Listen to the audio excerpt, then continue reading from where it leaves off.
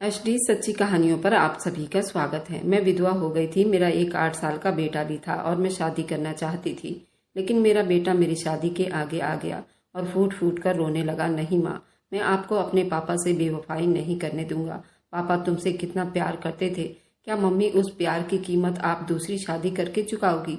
मेरे पापा की आत्मा इस बात के लिए तुम्हें कभी माफ नहीं करेगी।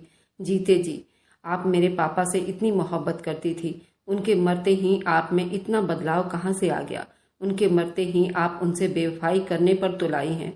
क्या कमी रह गई थी मेरे बाप की मोहब्बत में?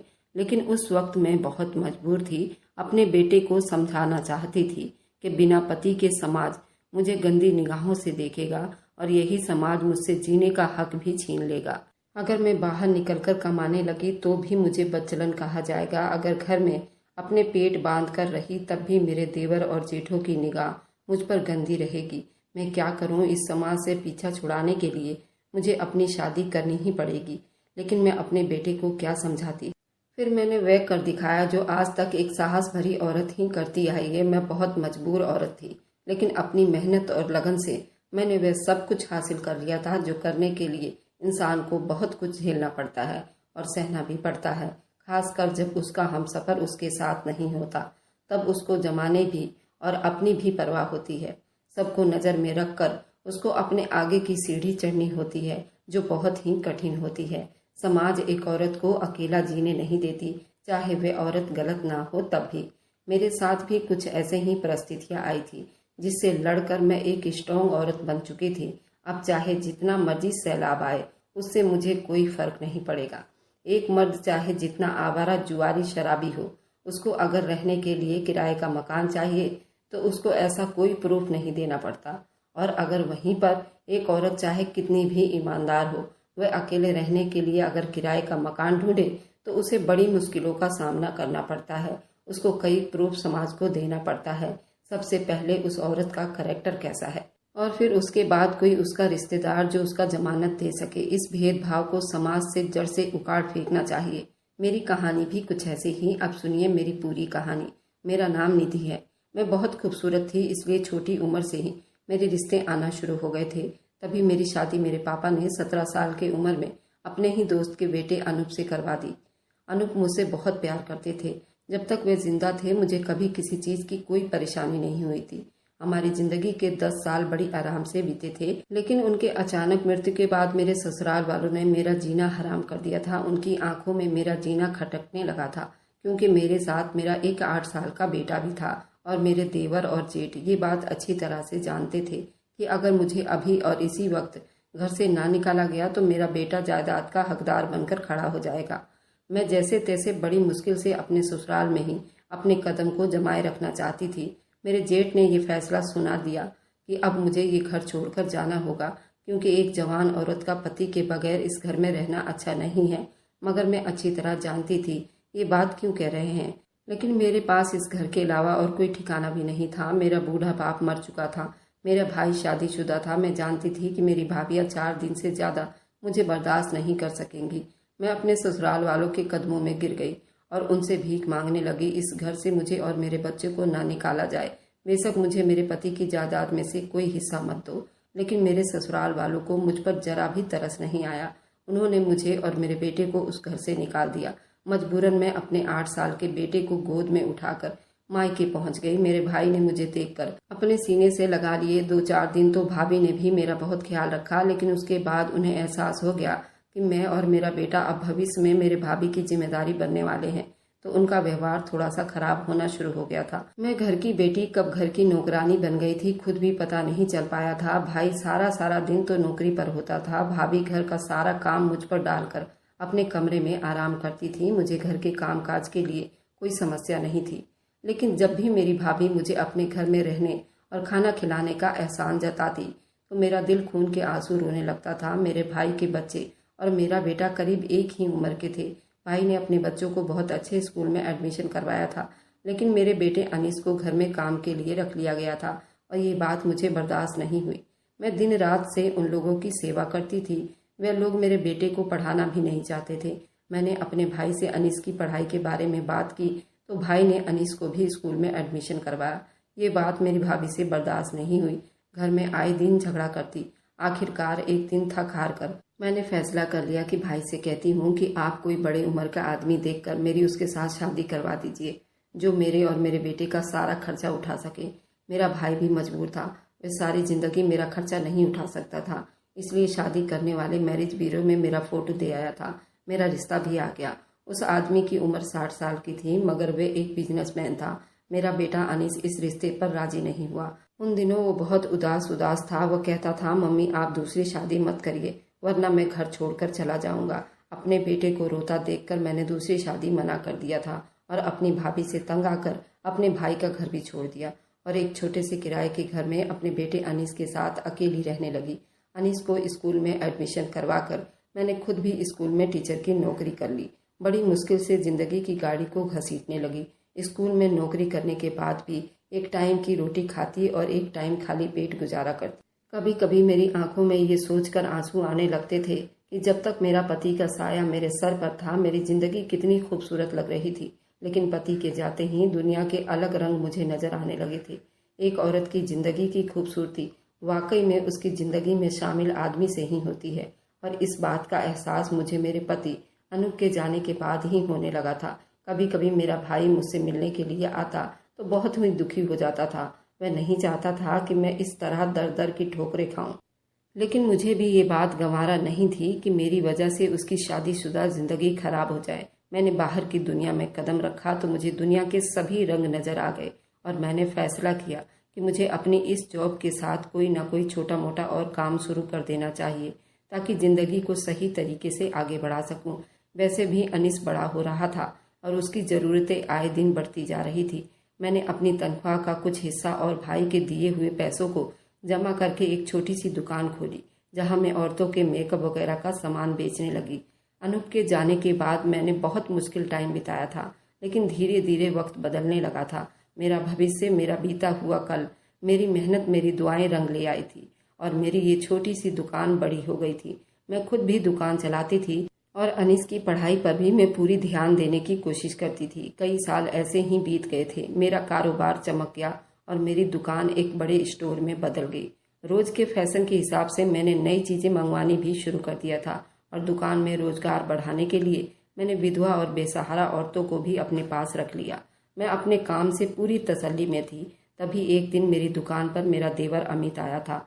मैंने पूरे 14 साल के बाद उसे अपनी आंखों के सामने देखकर मेरे बीते हुए सारे जख्म ताजा हो गए थे। अमित को तो पहले इस बात पर यकीन नहीं आया कि मैंने जिंदगी में इतने आगे बढ़ चुकी हूँ और एक चमकते हुए कारोबार की मालकिन बन गई हूँ।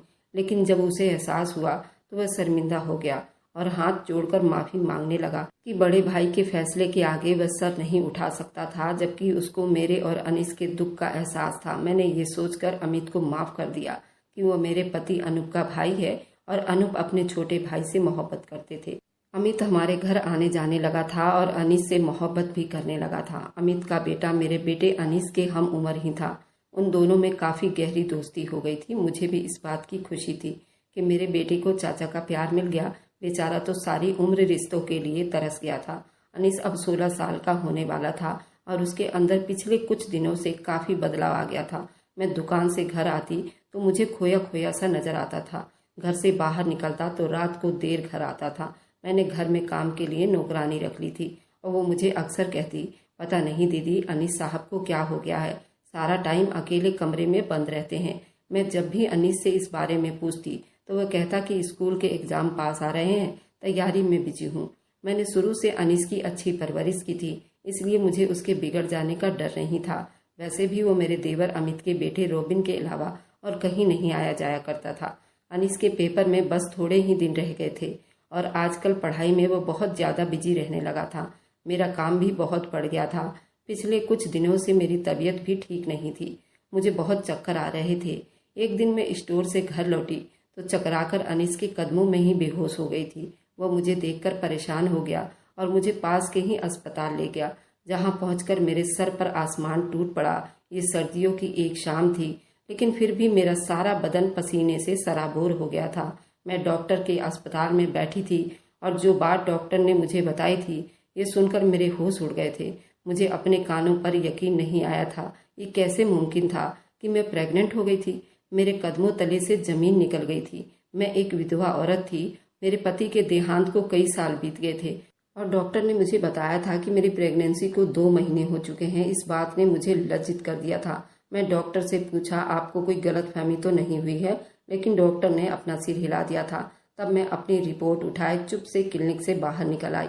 बाहर मेरा बेटा खड़ा था। मुझे देखकर फिक्र से पूछने लगा, माँ सब ठीक तो है ना? डॉक्टर ने क्या कहा है? आप अचानक बेहोश हो गई थी।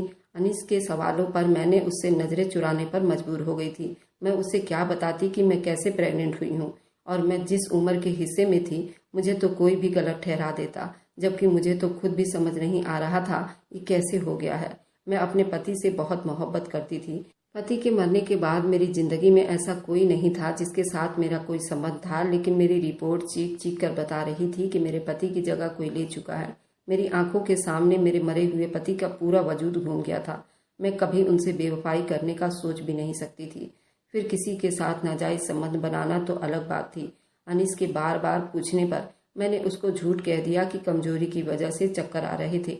डॉक्टर ने मुझे आराम को कहा है। मेरी बात सुनकर अनीस नाराज होकर कहने लगा, जब से पापा की मृत्यु हुई है आप अपना ख्याल ही नहीं रखती हैं। आप रात को जल्दी सो जाया करिए। नौकरानी के होते हुए भी आप घर के सारे काम खुद करने लगती हो। फिर नौकरानी रखने का क्या फायदा? और मैं इतना छोटा भी नहीं हूँ कि आप मेरी फिक्र में परेशान रहे। मैं जानता हूँ कि पापा के जाने के बाद आपको ज्यादा मेरी फिक्र है, लेकिन इसका मतलब ये नहीं है कि आप अपना ख्याल ना रखें। इस बात को सुनकर मैं दुख से मुस्कुराई थी। पहले ही मैं अनूप के अचानक चले जाने पर पूरी तरह टूट चुकी थी। अब सालों के बाद इस खबर ने मुझे हिलाकर रख दिया था। अगर उस टाइम अनीस का साथ ना होता तो शायद मैं जीने की आस भी छोड़ चुकी होती। लेकिन कभी कभी मोहब्बत और उम्मीद इंसान की आंखों पर ऐसी पट्टी बांध देती है कि उसे सामने वालों की बुराइयां नजर नहीं आती। शायद मेरे साथ भी कुछ ऐसा ही हुआ। मुझे अनीस से इतनी मोहब्बत थी कि मैं उसकी कमियों को जान ही नहीं पाई थी। मैं अनीस के साथ घर आ गई थी और बीते हुए कल के बारे में सोच रही थी। ये सब कैसे मुमकिन हुआ था, और मैं दुनिया वालों को और अपने बेटे को क्या जवाब दूंगी? इन सब सवालों ने मेरी तबीयत और खराब कर दी थी। मैं सच का पता लगाना चाहती थी। यही सोच रही थी किस तरह सच का पता लगाऊं। दूसरी तरफ अनीस को भी काफी बदला हुआ महसूस कर रही थी। ये बात ने मुझे परेशान करके रखा हुआ था। उसके स्कूल के टेस्ट भी बराबर कम नंबर आ रहे थे। टीचर ने मुझे फोन पर यही बताया था कि आजकल उसका ध्यान कहीं और ही है। मैं अनीस के बारे में हर बात खुलकर शेयर कर लिया करती थी, क्योंकि अनीस उम्र के जिस हिस्से में था उसे बाप की शायद जरूरत थी, और बाप के चले जाने के बाद मैं चाहती थी उसके चाचा ही उसके सर पर हाथ रखे और उस पर कड़ी नजर रखे, ताकि वह किसी गलत रास्ते पर ना चले। यूं ही सोचकर मैं अपने देवर को फोन लगाया। उसे अनीस की पढ़ाई के बारे में बात की। तब वो कहने लगा, भाभी आप परेशान ना हो, अनीस पढ़ाई के लिए मेरे ही घर आता है, वह सारा टाइम यहीं गुजारता है। उसकी बात सुनकर मुझे काफी तसल्ली हो गई थी। अनीस भी आजकल मेरी बहुत ज्यादा फिक्र करने लगा था। उसका यूं मेरी फिक्र करना मुझे बहुत अच्छा लग रहा था। मेरा बेटा जवान हो गया था, लेकिन मैं इस प्रेगनेंसी का क्या करती जो मेरे पेट में पल रहा था। डॉक्टर ने मुझे साफ कहा था कि आप उम्र के जिस हिस्से में हैं गलती से भी बच्चे को खराब करने के बारे में मत सोचिए। इसलिए मेरे पास उसके सिवा और कोई चारा ही नहीं था। मैं ये पता लगाऊं कि ये बच्चा किसका है। दुकान के अलावा ना ही मैं कहीं आती जाती थी, ना ही मेरा किसी के साथ कोई ऐसा रिश्ता था। मेरे घर में अनीस के अलावा और कोई आदमी था ही नहीं। मेरा अब हकीकत तक पहुंचना बहुत ही मुश्किल था। ये सब किसने किया होगा? जो कुछ भी हुआ था वो मेरे जानकारी में बिल्कुल भी नहीं था। यकीनन रात के अंधेरे का ही सहारा लिया गया होगा। ये सोचकर मैं अपनी नौकरानी के आगे एक शर्त रखा, अगर रात को वो मेरी जगह मेरे बिस्तर पर सो जाए तो मैं उसे 5,000 रुपये का इनाम दूंगी। वह खुशी खुशी 5,000 की लालच में राजी हो गई। मैंने उसे अपने बिस्तर पर लिटाकर उसके मुंह तक कंबल उड़ा दिया और कहा कि जब मेरी मर्जी होगी तभी वह वहां से उठेगी। फिर मैं खुद आंगन की तरफ खुलने वाले कमरे की खिड़की के पास जाकर छुप गई थी। कुछ भी मालूम नहीं था कि मेरे इस तरह करने से मुझे पता चलेगा या नहीं कि मेरे साथ जो भी कुछ हुआ है उसका जिम्मेदार कौन है। लेकिन इतना तो मुझे अंदाजा हो गया था कि किसी ने रात के गहरे सन्नाटे का फायदा उठाकर मेरे दामन पर यह दाग लगाया है। काफी देर वहां खड़े रहने के बाद अनीस ने भी कोई हलचल नहीं की थी। फिर जब मैं बहुत देर तक रुकने का इरादा कर लिया तो अचानक से कमरे का दरवाजा खुला था। तब मैंने सांस रोककर कमरे के अंदर का मंजर देखने लगी। ये देखकर मेरी जान ही निकल गई थी। आधी रात को मेरे कमरे में कोई और नहीं बल्कि मेरा बेटा आया था। जिसने मुझे कहा था कि वह सारी रात मेरे देवर के लड़के रोबिन के साथ गुजारने वाला है। और कुछ देर पहले ही मैंने अपने देवर अमित को भी फ़ोन करके इस बात की तसल्ली में ले ली थी। वह उसी के घर में मौजूद है। फिर अनीस इस वक्त यहाँ क्या कर रहा था?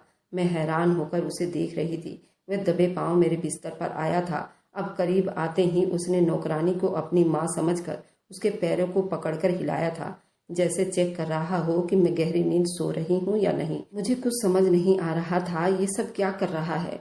कहीं उसने तो मेरे साथ कुछ गलत नहीं किया, ऐसा ख्याल आते ही मुझे अपनी सोच पर शर्मिंदगी होने लगी। मैं एक माँ थी, अपने बेटे के बारे में ऐसा गलत बात कैसे सोच सकती थी।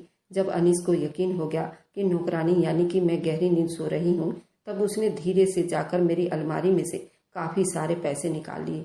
अनीस की हरकत देखकर मैं बहुत ज़्यादा परेशान हो गई थी और खुद को कमरे से बाहर आने से रोक न पाई। मैं तेजी से घूमकर जैसे ही अपने कमरे के दरवाजे तक पहुंची, अनीस कमरे से बाहर निकल रहा था। मुझे अपने सामने खड़ा देखकर उसके पैरों तले से जमीन निकल गई थी।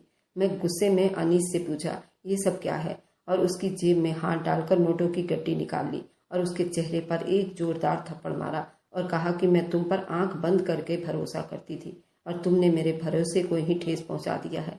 अब सच सच बताओ, ये सब क्या हो रहा है?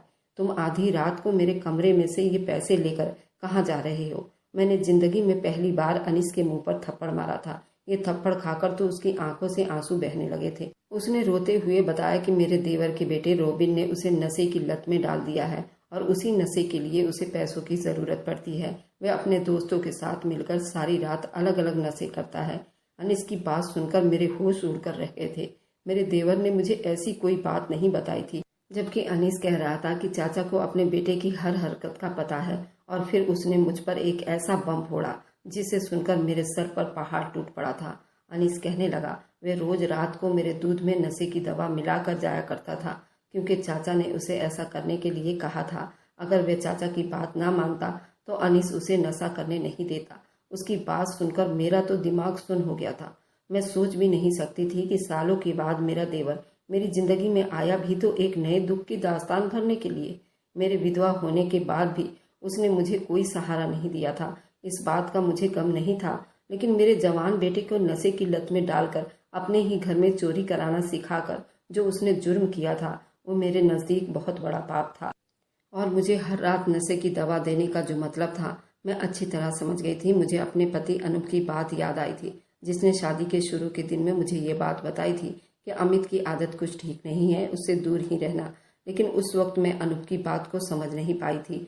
आज इतने सालों बाद मुझे उस बात का मतलब समझ आया था। अमित ने एक दफा फिर मेरी हस्ती बस्ती दुनिया को आग लगाने की कोशिश की थी, लेकिन वजह मुझे मालूम नहीं थी। अब मैंने अनीस को सख्ती से कहा कि वह आइंदा नशे के बारे में सोचेगा भी नहीं, और मैं खुद आधी रात को ही अमित के घर पहुंच गई और उसके पत्नी के सामने ही अपने सारे सवाल पूछने लगी। पहले तो वह गूंगा रह गया, फिर उसने सारी हकीकत बयां कर दी। अनूप की मौत के बाद मुझे घर से निकालकर उन लोगों ने हमारी जायदाद पर कब्जा कर लिया था, लेकिन अमित अपनी अय्याशी की वजह से उस जायदाद को संभाल ना सका और हर चीज बेच दी। बहुत मुश्किल से नौकरी करके वह गुजारा कर रहा था। जाहिर है वे लोग अच्छे खासे लगते थे, लेकिन हकीकत में वे अंदर से बिल्कुल खोखले हो चुके थे। वह अपने बच्चों की परवरिश भी ठीक तरह से नहीं कर सका था। उसका जवान बेटा नशे जैसी हालत में पड़ गया था। जब अमित ने मुझे इतने बड़े कारोबार को चलाते हुए देखा तो उसकी नीयत कारोबार के साथ साथ मुझ पर भी खराब हो गई थी, क्योंकि मैं अभी भी बहुत खूबसूरत थी। उसने मेरे बेटे को अपना निशाना बनाया और उसे नशे की लत में डालकर हर रात मेरे साथ गलत काम करता रहा, यहाँ तक कि मैं प्रेग्नेंट हो गई। उसने सोचा था कि जब मैं प्रेग्नेंट हो जाऊंगी तो अपनी बदनामी के डर से शादी के बारे में सोचूंगी और खुद तुम मुझसे शादी कर लोगी। इस तरह वो मेरे जमे जमाए कारोबार का मालिक भी बन जाएगा और नशे की वजह से अनीस भी उसके रास्ते का कांटा निकल जाएगा। अमित की हकीकत जानकर मेरे होश उड़ गए थे। पहले ही मैंने अपनी जिंदगी में क्या कम तकलीफ उठाई थी, जो अब अमित मेरे लिए इतनी नई मुसीबत बनकर खड़ा हो गया था। मैंने उसे कहा कि अब वो ये सपना देखना छोड़ दे। मुझे मजबूर समझकर वो मुझे इस्तेमाल करेगा। मैं मजबूर होकर इस्तेमाल होती चली जाऊंगी। मैं वहां से निकलकर सीधे पुलिस स्टेशन गई। मैंने अमित पर मुकदमा दर्ज करवा दिया था, उसके बेटे रोबिन पर भी, जिसने मेरे मासूम बेटे को नशे की आदत में डाला था। वे दोनों बाप बेटा जेल में थे और वे अपने किए की सजा भुगत रहे थे। और भगवान की करनी ऐसी हुई कि मेरी प्रेगनेंसी खुद ब खुद खराब हो गई थी। उस वक्त के बाद मैंने कभी दोबारा उस रिश्ते पर भरोसा नहीं किया था। आज मैं पलटकर अपनी पूरी जिंदगी देखती हूँ। मुझे लगता है मेरा विधवा होना शायद मेरा पाप बन गया था। हमारे समाज में एक विधवा औरत का जीने का हक क्यों नहीं दिया जाता? अगर वह अपनी औलाद के खातिर दूसरी शादी नहीं करना चाहती तो उसे समाज में इस कदर क्यों जलील और रुस्वा किया जाता है? क्या मुझे इस वक्त अपने बेटे को छोड़कर दूसरी शादी कर लेनी चाहिए थी? क्या शादी के बाद मेरे बेटे को वो प्यार मिलता जिसका वह हकदार था? आप सब लोग मुझे कमेंट में ज़रूर बताइए। मेरे इन सवालों को जवाब ज़रूर दीजिए। अगर आपको आज की कहानी पसंद आई है तो वीडियो को ज़रूर लाइक कीजिएगा और अपने दोस्तों के साथ शेयर भी कीजिएगा। और हाँ, अगर आपने अभी तक हमारे चैनल को सब्सक्राइब नहीं किया है तो ज़रूर सब्सक्राइब कर लीजिए। मिलते हैं हम अपनी कल की एक नई दिलचस्प कहानी के साथ। मुझ पर सदा अपना प्यार और स्नेह बनाए रखें। सभी को मेरा प्यार भरा नमस्कार दोस्तों।